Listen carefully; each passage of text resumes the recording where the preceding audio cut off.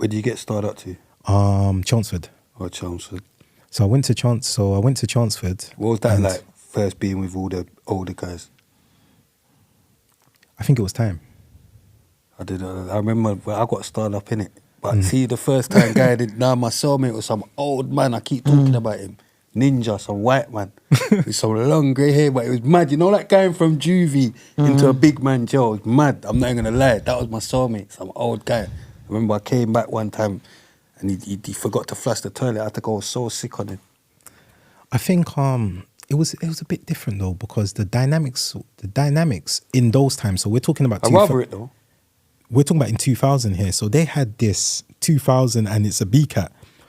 They had this old way of like what they would tend to do in those times as well. They would have like what you would call a gym guy, guy that's very big. Normally 9 times out of 10 he's white, and it will be kind of like the guy on the wing. This is how they were fronting, depending on what prison you're in. Yeah. And So they will turn a blind eye to the things that he's doing as long as he can kind of keep the order. Yeah. But then what happened with our generation now, it turned everything upside down, because those that are supposed to give in orders are becoming victims. So they're thinking, what can we do? There's a major problem here.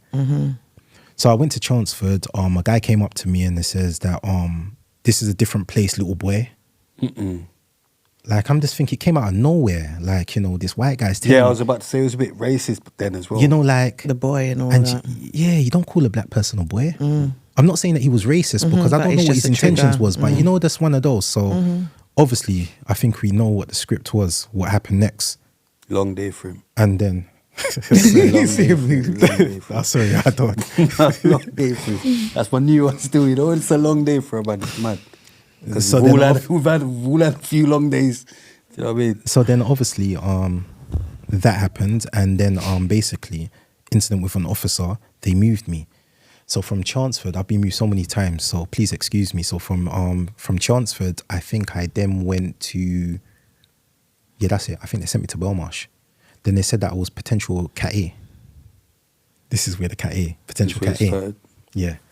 So then from what was the marsh like landing there the first time after hearing all the was that the first time in the marsh? That was, yeah. So that was, what's it, 2000? Yeah, so that was 2000. So I went to Belmarsh. Again, exactly the same. Officer, I think there was a resident first, unfortunately. And then officer. Long day.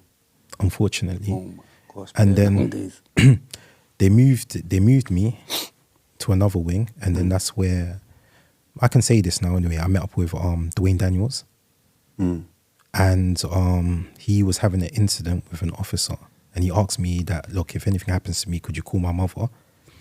I then said to him as well, what do you think this is? You're my friend.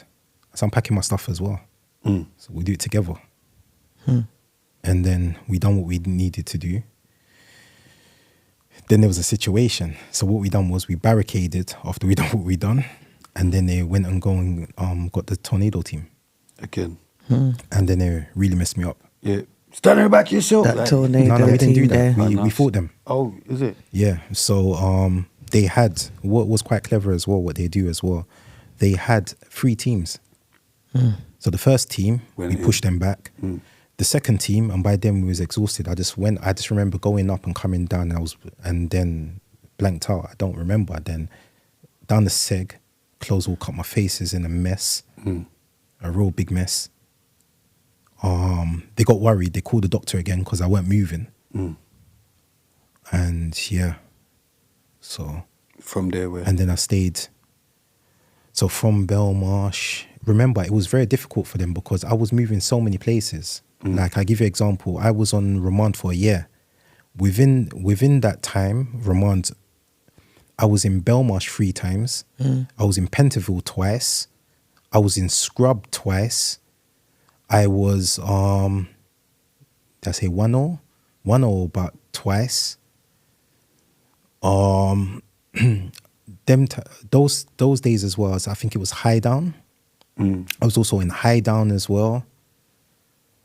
I just kept on. Like sometimes even going for court appearances, then the other, the other end up prison somewhere saying else. that They don't want you back there. Yeah, we don't want him back. What And was so the forth. worst So, one for you? what, as remand? Or just prison in general? Just in general. I would probably say it was. We'll get to that waiting when I till was at in. the end. We'll get to that when we was in solitary confinement. But I would probably say it was Full Sutton. Wait Okay. till we hear the rest of them. So that kind of continuously Shut up. that continuously happened until I got convicted. Once I got convicted, I went to a lifer wing, which was Wormwood Scrubs, which was D wing at the time. Scrubs. There was a Asian governor. Her name was Miss Actor, and I think she believed in the process of change. So she was kind of. I think she found me amusing, because at the same time, as much as I demonstrated a lot of violence, I was still polite. It was just that if somebody triggered me. Does that make sense? And then again, what they tried to, I'm not gonna lie to you, they did try, like they allowed us to have pads and gloves, and I was still doing my boxing training and things such as that. And then an incident happened with me and the gym officer, Long day for the gym officer. unfortunately. Oh my God. So from there I was taken to the SEG. Yeah. From the SEG, then they said to me, like, what are we gonna do? Like, you're young and you're just gonna end up spending the rest of your life in prison. So then they recommended that I go to education. So from the SEG, I was going to education. Oh, is it? Sick. Yeah, that's what they done for me. And I met up with this lady. She's amazing. Her name's Angela. She's the head of the education. I think she's still the head there. And Ian Mohammed.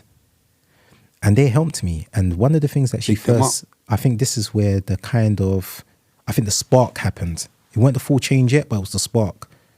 She said to me that you're a very intelligent person, but I can see that it's been a long time since you've educated yourself, and even your mannerisms and the way you talk. And so I'm going to train you on, it's all good when you're talking to members of your community and people that know you, but sometimes when you're dealing with other individuals as well, you need to understand their language as well and what they're basically saying.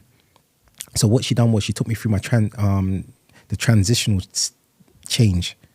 And how that was as well was by reading also a lot of books as well. So I was getting books sent in to me. She made me do presentations, Ian Mohammed as well. And then I became like a education rep as well. I helped 2 blind guys as well achieve their personal development certificates and things such as that.